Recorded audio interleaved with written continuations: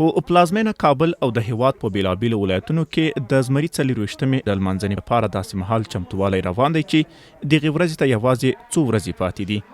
د همدې ورځې د لمانځنې په مناسبت په کابل کې د اسلامي امارت د لوړپوړو چارواکو، لیکوالانو، فرهنګي شخصیتونو او ګڼ شمېر کابل میشتو په ګډون ځانګړې غونډه جوړه شوې وه. په غونډه کې د اولمپیک او بدني روزنې عمومي رئیس د زمري 24مه د افغان ولس بریا وبلله. نوموړي زیاته کړه افغان ولس د تاریخ په اوږدو کې د هر ډول اشغال پر وړاندې خپل ملي یووالی ساتلی او د خپلواکۍ او ازادۍ لپاره تل مبارزه کړې ده. دغه ورځ موږ ته دا پیغام راکوي چې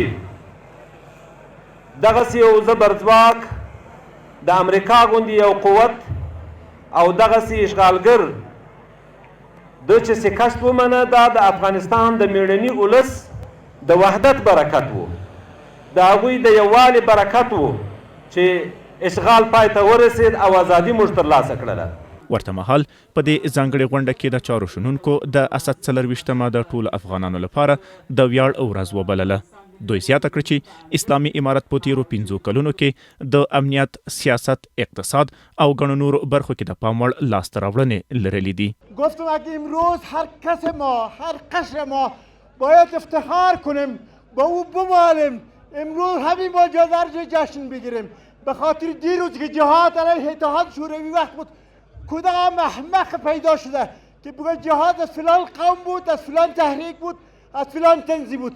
جهاد افغانستان است، مردم افغانستان است. کله چې د پاکستان سره تجارت صفر ته شو او زمونږ او ستاسو ملا صاحب برادر هغې فیصله وکړله چې تر څو موږ ته یو تضمین رانه کړي موږ نشو کولی چې دوی سره تجارت وکړو چې هر وخت وزروزارۍ ورته کوو. 20 کاله ورته حکومت وزروزارۍ کولې خو هر وخت به زیات مشکلات وو. نو د پاکستان ډیرو تجارانو چې موږ سره اړیکې لرلې او لارې په افغانستان کې به قیمتي راشي، په افغانستان کې به قاطي راشي، هیڅ تاسو ژوند نشئ کولی د پاکستان د لارې نه چې موږ تاسو حمایه کوو. مګر دا د ځوانانو د دغه مشرانو د حکومت او د سکتور خصوصي په همت سره هیڅ وخت نه قیمتي راغله او نه قاطي راغله. بلخوا یو شمېر هیوادوال د اسد 24مه د افغانستان په تاریخ کې د ویاړ ورځ بولي او په هیواد کې له ټینګ شوي امنیتي فضا خوښ دي. دوی وایي پخوا به د ناامنیو له امله د هیواد دننه تفریحي سیمو ته د چکر او تفریح لپاره سفر نشو کولی، خو اوس کولی شي په ډاډمنه امنیتي فضا کې د هیواد بیلابیلو سیمو ته سفر وکړي او شپه ورځ په ډاډه او آرامۍ تیره کړي. با کامیاب شدن امارت اسلامی بر افغانستان تغییرات خیلی گسترده آمده، چی در بخش امنیت بگیم، چی در بخش اقتصاد بگیم، چی در بخش انکشاف معادن.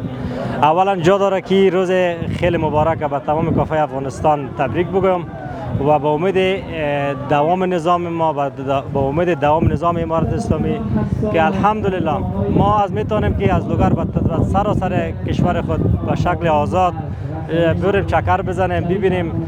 امنیت تر ټولو غټه لاسته راوړنه چې افغانستان ته راغلې ده. نور لاسته راوړنې په اقتصادي برخه کې د پروژې دي لکه پشتبې کانال ده، بعضې نورې پروژې دي. موږ تاسو کابل کې د شاهدان یو، اکثره سړکونه دي، نورې غټې لارې چې موږ تاسو جوړې شوي دي. سیاسي تحولات چې دلته موږ تاسو رامنځته شوي دي لکه اکثره مثال د نورو هیوادو سره اړیکې دي الحمدلله ښې په خوند باندې روانې دي. د یادونې وړ ده چې د زمري 24مه د اسلامي امارت د بیا واک ته رسېدو له ورځې سره برابره ده. دغه ورځ هر کال د حکومتي چارواکو ترڅنګ او ولس هم په ټول هیواد کې د ازادۍ ورځې په نامه په ځانګړو مراسمو لمانځي.